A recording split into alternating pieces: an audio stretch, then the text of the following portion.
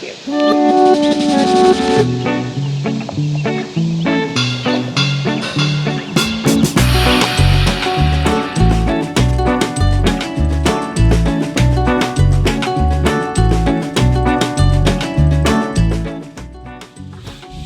Howdy folks, thank you for tuning in to the Homesteading at Black Sheep Meadow channel. I'm Brent. And I'm Amber. And we got a good one for you today. We got a hot one. Oh, it's brutally hot. I think it was 102 for most of the afternoon. And humid, very, very humid. Well, we had a little over an inch of rain right at 7 days ago today. So, and the ground's still just, even though it's been hot, it's been Very sultry. Yes. So Very sticky. It makes everything sticky. But on other, and the good news, we yesterday we received a call from the post office and they said, hey, we have another batch of chickens here for you. Yep. And our meat birds from Cackle Hatchery have arrived. We ordered 20 and we received 24. And they came, we picked them up and brought them home, but it was late, so it was dark, so we didn't get to film any of that for you. But the way that kind of went down was we brought them home. We had to take the laying hens, the Buff Orpingtons, and the turkeys out of the brooder box, put them in the temporary brooder box that we've been using, Yeah, which it's a little bit smaller than the brooder box that I built. It's too small for that number of birds. It's fine for a small number of birds, but not for 13 birds. Not for 24 of the meat birds Or either. the meat birds. Definitely way too small for that. So we had to get them out, clean the brooder box up, put fresh shavings down, and get the meat birds settled in there. And they, of course, went right to eating and right to drinking. Meat birds just know. They know, like, they're fighting for that food. They want it as soon as you put it down. They're after it. The instant, and I want to mention too, they're a Cornish cross, or actually a jumbo Cornish cross. And as soon as we put those birds in there, last night I put a light on the top of the brooder box, and immediately there was like crickets, and there was actually a bunch of small crickets for some reason that were all on the light. And as they would fall down into the box, the meat birds were just on it. I mean, it's not like the turkeys or the hens where you need to like make sure you dip all their beaks and show them where the food is. Their instinct is eat. Yes. Like they knew exactly what that was when I set that down in there. There was no, oh, look, here's the food. Nope. They knew exactly what it was. So in the meantime, actually throughout the morning today, I was able to finish all the little detail work on the turkey house.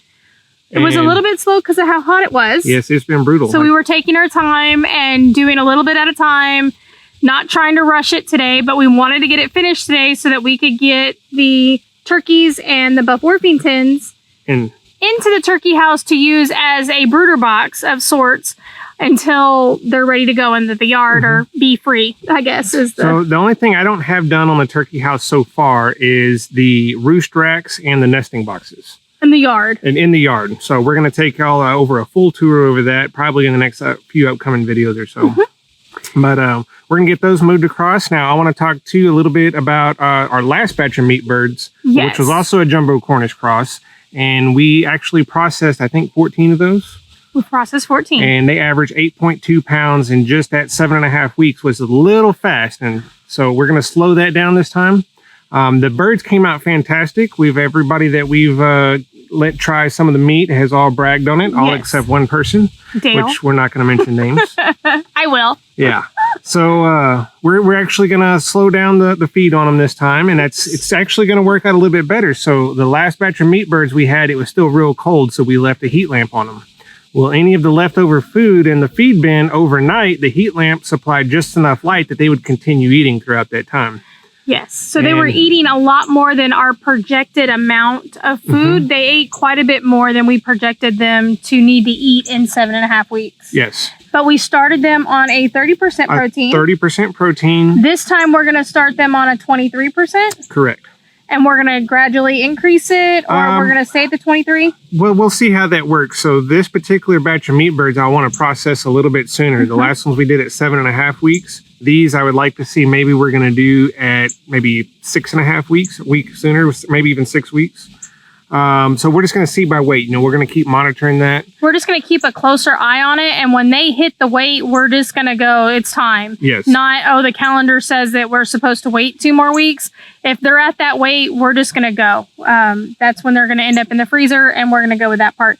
and it ended up being pretty cost effective. Correct. So actually, our last batch of meat birds, even losing the 3 that we fed out the entire 7.5 weeks, we lost 3 like right at the last 3 or 4 days. Last 3 days, we lost 3 chickens. Mind you, we fed those birds all the way through 6.5, 7 weeks. Yep.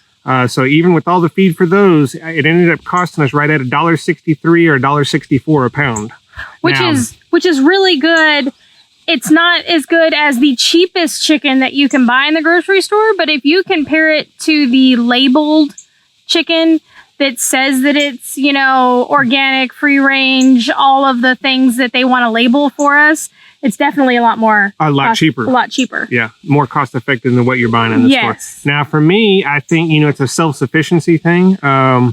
You know, I think the reason we have this channel is because we want all of you to know and understand that you can do this. You know, it's all about effort, and that's really what it boils down to. Now, I get it if you live in a homeowners association and they tell you, well, you can't have a squirrel feeder. Yeah, a squirrel feeder. You know, maybe think about not living in a homeowners association. But I do believe, I don't know the actual statute or the law on this, but I do believe the state of Texas said that a homeowners association cannot prevent you from having chickens. There's something about that. Something that they can't stop you from having chickens. So provide for yourself, you know. Look into that in your own neighborhood, but there are still small steps that you can take. Ask for forgiveness, not for permission. Yes, that's always nice. So, anyways, this next batch of meat birds, we've already started them on 23%. We might actually, before they're ready for processing, we might even have them on some of our own feed that we're blending. Kind of exciting. I don't know if you can see it in the background back over here, but our corn, our Cherokee Dent corn, is just on the finishing stages. This hot summer heat is actually going to finish drying it out. We took y'all through that on the last probably the video before. A couple videos back, we took you over to the dent corn and showed you it. It's getting close. The heat is definitely working on it. It's getting close. So when we harvest that, we're going to use that and incorporate it into our own mix with other raw materials like soybean and some of the other fish meal, alfalfa, NutriBalance. And there's a whole list in there. And it's like, once again, that list is going to be very close to Joel Salatin. He's a very respected chicken grower. He has an amazing operation. Permaculture farm in general. We're going to change it up for some of the availability of the components in our geographical location. Components, availability, and cost effectiveness. There was ways to get the same nutrient value in a more cost effective manner for our location. So we're going to, make it work for us and our area. So that's exciting. I'm kind of excited about we even fed these from our garden. Our garden, our food that we grew for the chickens. And then, it's that whole circle. Complete cycle. Once again, the meat birds are going to offer really the laying hens, the turkeys, everything. They provide an abundance of nitrogen for our garden. Yes. The meat birds themselves, from the calcium from the bones, we ground up all the old bones from the last batch. So that was excellent calcium supplement for all of our garden. The same thing with the feathers. The feather meal feathers and the blood made excellent nitrogen. Matter of fact, a lot of our corn is grown with blood meal from our last batch of meat birds. Yep. So it's a complete cycle. Permaculture, being able to be self-sufficient, self-contained here on the homestead. Yeah. So let's head over there. We're gonna get the birds transferred over to the turkey house. Yep. Let's get them transferred to the turkey house, and y'all get the first peek at that. We'll get the peek at that, and then I'll show you a little bit of the meat chicken, just because they're at the cute stage. Yeah. They're not cute for long. They're not ugly right now. They're not ugly right now.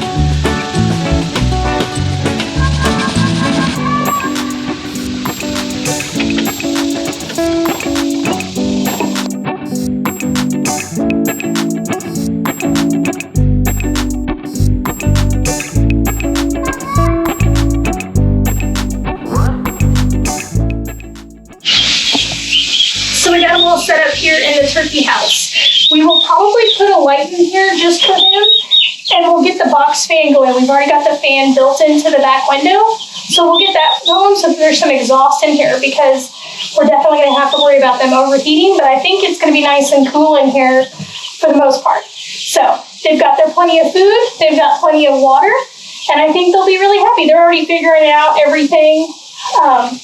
Over here in the corner, they got a lot more room to spread out, and I think they'll be happy.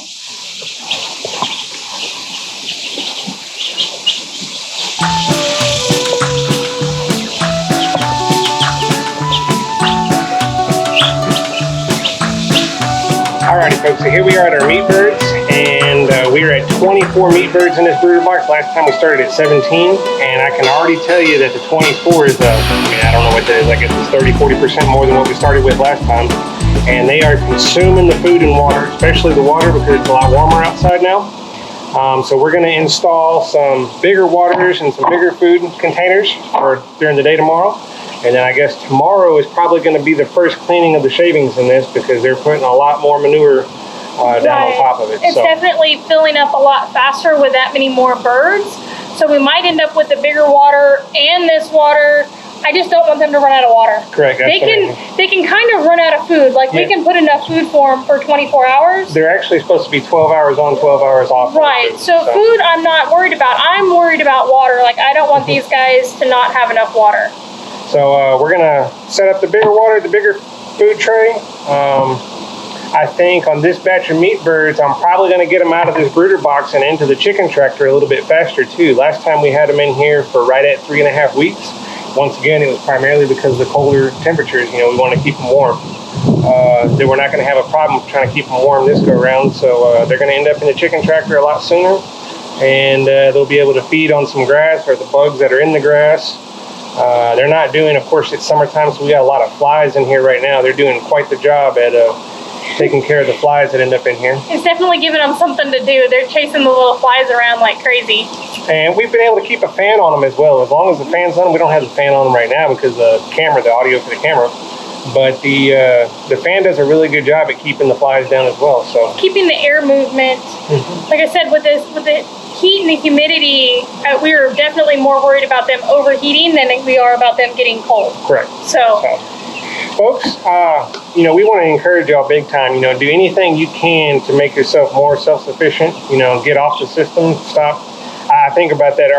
Every week we still have to make a weekly trip to the grocery store, and I think about, you know, is there anything that I purchase, is there any way that I can provide that for myself instead of having to pay somebody else to make or produce it for me? It's been really nice doing this because we've noticed a considerable decrease in the amount of money we're actually spending at the grocery store. Yeah, probably 70 to 80% less every week than what we were 2 years ago even. And it's like dairy, because we're not in a position to have a dairy cow. I don't even know if we will ever be in a position where we want to do that. But it's dairy, it's things that make sense not to buy, like rice, stuff like that. It's very, you know, your toiletries and stuff is what we're buying weekly when we need it. It's not fruits, vegetables, meat. We haven't bought meat in the grocery store in a long time. Correct.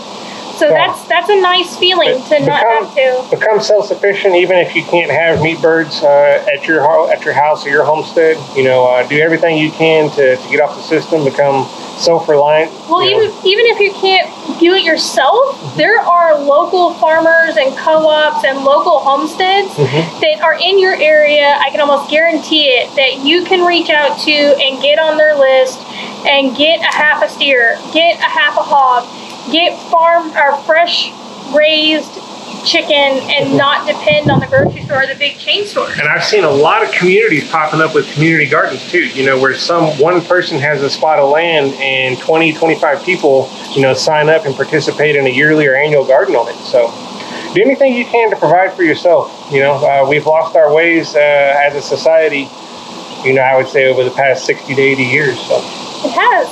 But hopefully you guys enjoyed the video. If you have any questions, let us know. Leave them down below. You know, we're really good about reporting or following up on comments, replying to y'all. We try to. If y'all like today's video, leave a like down below. If y'all like what we're all about and what we're encouraging you to do, go ahead and subscribe to the channel. Subscribe.